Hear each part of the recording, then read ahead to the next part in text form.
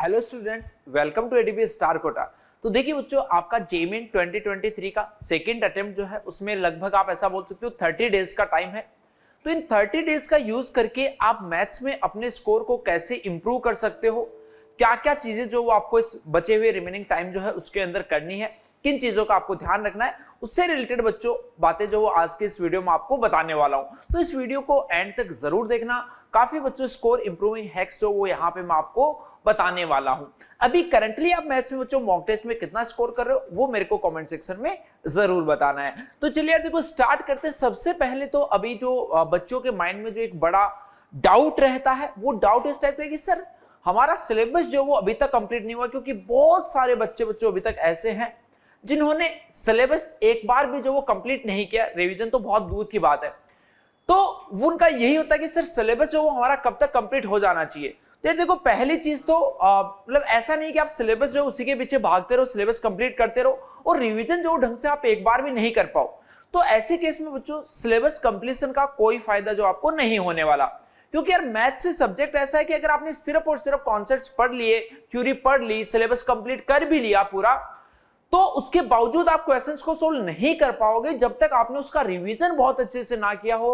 आपने बहुत सारे क्वेश्चन जो उसकी प्रैक्टिस जब तक आपकी नहीं होगी तब तक आप उस पर्टिकुलर चैप्टर के क्वेश्चन जो वो सोल्व नहीं कर पाओगे। तो आप ऐसा मान के चलिए मोटा मोटी कि नेक्स्ट 7 to 8 डेज आप और थोड़ा सा अपना सिलेबस का जो भी रिमेनिंग पोर्शन बचा हुआ है उसमें जितना आप नेक्स्ट 7 to 8 डेज में कर सकते हो उतना सिलेबस बच्चों कंप्लीट कीजिए। उसके बाद में पूरा का पूरा फोकस यार आपका रिवीजन पे होना चाहिए। ऐसा नहीं कि सिलेबस कंप्लीट करने के बाद में आप रिवाइज करोगे। रिवीजन जो वो तो बच्चों अभी से आपका जो वो स्टार्ट है हो जाना चाहिए। साथ साथ में रिवीजन जो वो जरूरी है। बिना रिवीजन के आप क्वेश्चन सोल्व करना डिफिकल्ट होगा। अगली चीज, जैसे बच्चों कुछ टाइप के बच्चे अगर मान लो कि ऑलरेडी आप मैथ्स में डिसेंट कर रहे हो, अगर आपका अच्छा स्कोर आ रहा है तो ऑब्वियस सी बात है कि यार आपको तो सारे के सारे चैप्टर से जो वो करके जाने हैं, कोई चैप्टर जो वो नहीं छोड़ना। बट कुछ स्टूडेंट होते हैं ऐसे जिनको मैथ सब्जेक्ट जो काफी डिफिकल्ट लगता है, इतना ज्यादा स्कोर वो मैथ्स में नहीं कर पा रहे। तो यार आपके लिए भी मेरा एक सजेशन ये रहेगा कि अगर मान लो आपको डिफिकल्ट लगता है तो आप पूरे सिलेबस के पीछे मत पड़िए। आप अपना जो कंफर्ट जोन है, जो आपके कुछ ऐसे चैप्टर्स है जो इजी हैं और इनसे क्वेश्चन आना 100% है, तो यार आप, मैं तो कह रहा हूं सिर्फ और सिर्फ उन्हीं चैप्टर्स को भी अगर करके जाओगे ना तो भी 7-8 क्वेश्चन जो बहुत इजीली ठीक कर सकते हो।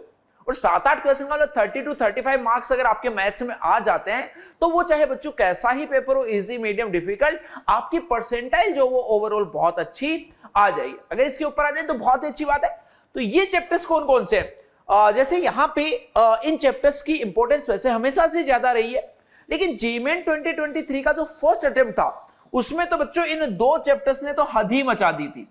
इन दो चैप्टर्स से मिला के हर एक शिफ्ट में ऑन एन एवरेज 5 क्वेश्चन जो पूछे गए हैं।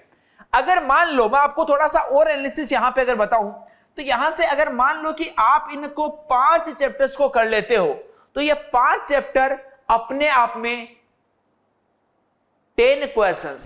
सोच के देखो यार, पूरा सिलेबस मैथ्स में 30 चैप्टर्स हैं और उन 30 चैप्टर्स में से सिर्फ 5 चैप्टर भी आप कर लेते हो तो भी आप 35 to 45 मार्क्स जो बच्चों स्कोर कर सकते हो।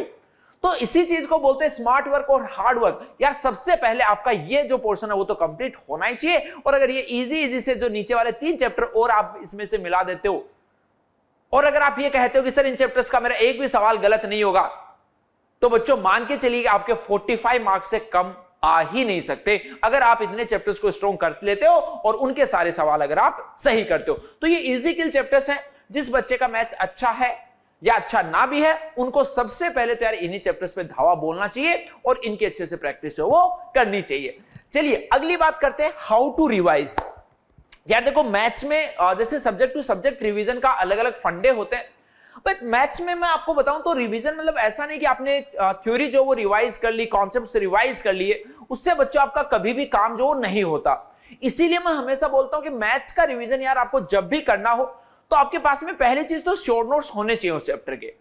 शॉर्ट नोट्स के आप पेज पलटिए, है ना, तो आपको पता चल जाएगा चैप्टर में क्या क्या होता है। उसके बाद में मेनली उस चैप्टर का जो रिवीजन है वो बच्चों आपको प्रॉब्लम सॉल्विंग के थ्रू ही करना है। आप किसी एक पर्टिकुलर चैप्टर के क्वेश्चंस पकड़िए, सपोज 25 क्वेश्चन है और उस पर्टिकुलर चैप्टर में 5 कॉन्सेप्ट है, तो आपको समझ में आ जाएगा कि कौन सा ऐसा कॉन्सेप्ट है जिसके क्वेश्चन आप नहीं कर पा रहे हो और कौन से ऐसे कॉन्सेप्ट है जिसके क्वेश्चन आपसे हो रहे हैं। तो भाई जिस भी चैप्टर जिस भी टॉपिक के क्वेश्चन आपसे नहीं हो रहे, सिर्फ और सिर्फ उस टॉपिक की थ्योरी जो आप पढ़िए, बाकी जो क्वेश्चंस बनते जा रहे हैं उनके लिए अननेसेसरी थ्योरी में टाइम वेस्ट करने का बच्चों कोई सेंस जो वो आपका नहीं बनता। अब एक्चुअल में रिवीजन में थोड़ी सी प्रॉब्लम ये होती है, प्लानिंग वाला जो पार्ट है वो थोड़ा सा डिफिकल्ट होता है कि कौन सा चैप्टर स्टार्ट करूं, उस चैप्टर की कौन कौन सी प्रॉब्लम्स करूं, क्योंकि स्टडी मटेरियल एक बहुत बड़ा रीजन रहता है, बच्चों को बहुत बड़ा कंफ्यूजन रहता है कि कौन सा करें, क्योंकि बहुत सारा मटेरियल पीवाईक्यू जो वो भी अपने आप में बहुत सारे हैं, इतने सारे पीवाईक्यू हैं कि उनमें कॉन्सेप्ट जो यार लगातार रिपीटेटिव कॉन्सेप्ट्स आ रहे हैं। तो आपको चाहिए कि भाई एक ऐसा मटेरियल हो जिसमें छांट के आपको क्वेश्चन मिल जाए, साथ में थ्योरी का रिवीजन जो वो भी प्रॉब्लम सॉल्विंग के थ्रू आपको करवाया जाए। फिर आपकी समस्या के लिए हमारे पास एटीपी स्टार का अभी बच्चों इस बैच की क्लासेस जो स्टार्ट हुई है, तो आप चाहे इस वीडियो को आज देख रहे हो, कल देख रहे हो, कभी भी आप आरबीसी 5.0 बैच जो बच्चों ज्वाइन कर सकते हो। ये सिर्फ और सिर्फ बच्चों जेईई मेन 2023 अप्रैल अटेम्प्ट पे फोकस्ड बैच है। इस बैच में आपको शेड्यूल लेक्चर मिलेंगे, तो अगर आप पूरा प्लान करना चाहते हो तो अपना 30 डेज के अकॉर्डिंग 30 डेज का ही बैच है, तो 30 डेज डे वाइज आप लेक्चर्स देखते रहिए। अगर आपको लगता है कि कोई चैप्टर बाद वाला आपको पहले करना है, तो वो लेक्चर आपके स्टार्टिंग में भी अनलॉक हो जाएंगे, तो आप उन चैप्टर्स को बच्चों पहले भी कर सकते हो। और साथ में उसमें जो भी मटेरियल आपको मिला हुआ है उस चैप्टर को उस मटेरियल को आप पूरा का पूरा सोल्व कीजिए। उसके अंदर लेटेस्ट पीवाईक्यू जो है वो भी है, और इसके अलावा जो अच्छी बुक्स के जो अच्छे क्वेश्चंस होते हैं वो भी उसके अंदर मेंशन किए गए। तो इस बैच की बच्चों हेल्प ले सकते हो, एक कंप्लीट सॉल्यूशन आपके लिए होने वाला है। इस बैच से रिलेटेड अगर कोई भी आपकी क्वेरी है तो नीचे जो बच्चों यहाँ पे नंबर दिया, इस पे आप कॉल कर सकते हो, व्हाट्सएप कर सकते हो और अपनी क्वेरी को जानने के लिए। चलिए अगली बच्चों इंपॉर्टेंट चीजें से बच्चे लगातार बोलते हैं कि सर मैथ्स में फॉर्मूलाज इतने सारे हैं कि याद नहीं होते। यार देखो, कोई रामबाण नहीं, कोई रॉकेट साइंस नहीं, बहुत सिंपल सा फंडा है कि उन फॉर्मूलाज को जितना आप लिखोगे उतना ज्यादा लंबे टाइम तक आपको याद रहेंगे। बट ऐसा नहीं कि सिर्फ और सिर्फ लिखते रहना है। कोई भी फॉर्मूला, जैसे मान लो कि आपने माइंड में रिवाइज किया, रिकॉल करना स्टार्ट किया फॉर्मूलाज को, ये है ट्रिग्नोमेट्री में सबसे पहले ये वाले एलाइड एंगल्स क्या आते हैं, फिर मल्टीपल एंगल्स क्या आते हैं, ये ऐसे ऐसे आप माइंड में मैप बनाइए। और जो भी फॉर्मूला आप भूल रहे हो, आपको लग रहा है कि यार ये फॉर्मूला मैं उस टाइम पे भी रिवाइज कर रहा था, भूल गया, अभी भी भूल रहे हो, तो उस पर्टिकुलर फॉर्मूला को पकड़ के बेटा उस पे 4 बेसिक क्वेश्चंस जो हैं उनकी प्रैक्टिस आप कर डालिए। आप मान के चलिए कि बच्चों वो फॉर्मूला उसके बाद में आप कभी जो नहीं भूलने वाले हो। चलिए अगला है बच्चों प्रैक्टिस मटेरियल, जिसकी मैंने ऑलरेडी आपको बता दिया कि सबसे रिलेवेंट ऑब्वियस सी बात है पीवाईक्यू, बट पीवाईक्यू बहुत सारे। तो आप स्पेशली लास्ट 23 का जो जनवरी अटेम्प्ट था और 22, इन 2 सालों की पीवाईक्यू कर लीजिए, बट इसमें भी रिपीटेटिव नहीं होना चाहिए। ऐसा नहीं होना चाहिए कि मान लो कि एक चैप्टर के 22 और 23 के मिला के अगर मान लो एक चैप्टर के 50 क्वेश्चन है, 50 में से मान लो आपने सिर्फ 25 क्वेश्चन ही सोल्व किए, और वो 25 जो है उसके अंदर मतलब 2 ही कॉन्सेप्ट जो बार बार रिपीट हो रहे थे। तो इस तरीके से आपको नहीं करना। बेसिकली उस चैप्टर के सारे कॉन्सेप्ट जिन क्वेश्चंस में कवर हो जाए, इतने क्वेश्चन बच्चों आपको अटेम्प्ट करने हैं। ओके, तो आई थिंक हो गया। अगर आप इन सारी चीजों का बच्चों ध्यान अच्छे से रखते हो तो मान के चलिए कि बच्चों ये 30 डेज जो आपके हैं इसमें आप मैथ्स में काफी अपना स्कोर जो है वो सिग्निफिकेंटली बूस्ट कर सकते हो। Okay students, best of luck.